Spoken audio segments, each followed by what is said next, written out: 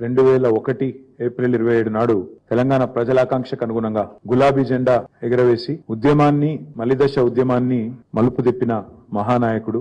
60 ఏళ్ల తెలంగాణ ఉద్యమ చరిత్రపై కేసీఆర్ అనే ఒక చెరిపేయలేని సంతకం చేసిన నాయకుడు పెద్దలు కేసీఆర్ గారి నిరాహార దీక్ష ఈ మహోజ్వల ఉద్యమాన్ని మలుపు తిప్పిన రోజు అనే విషయం మనందరికీ కూడా తెలుసు. 29 నవంబర్ 2009 స్వరాష్ట్ర కళ సాకారానికి పునాది వేసిన రోజుగా తెలంగాణ చరిత్రలో నిలిచిపోయే ఒక శుభదినం.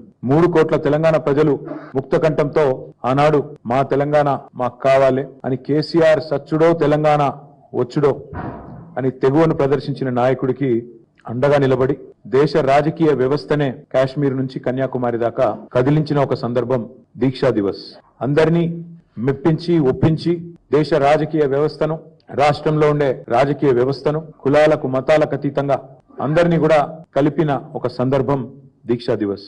నాటి సమైక్య రాష్ట్రంలో అప్పుడున్న కాంగ్రెస్ పరిపాలనలో తెలంగాణలోని ప్రతి వర్గం, ప్రతి మనిషి బతుకు చిద్రమైపోయిన పరిస్థితి.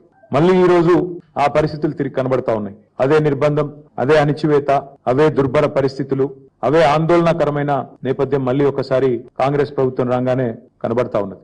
నాడు ఢిల్లీ మెడలు వంచి తెలంగాణ సాధించిన కేసీఆర్ గారి స్ఫూర్తితో నేడు మళ్ళీ ఒక్కసారి 2 ఢిల్లీ పార్టీల మెడలు కూడా వంచక తప్పని పరిస్థితి తెలంగాణలోని ప్రతి పౌరుడికి కూడా ఉన్నది.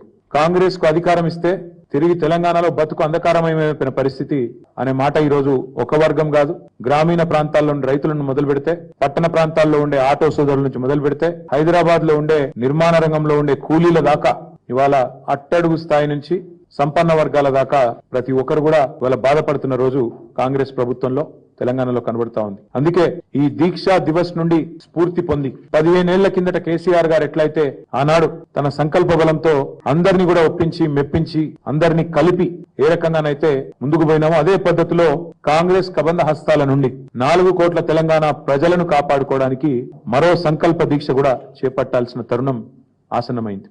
ఆనాడైనా ఈనాడైనా ఏనాడైనా తెలంగాణకు పెద్దలు ప్రొఫెసర్ జయశంకర్ గారు ఇప్పుడు చెప్పేది స్వీయ రాజకీయ అస్తిత్వమే శ్రీరామ రక్ష అని చెప్పేది.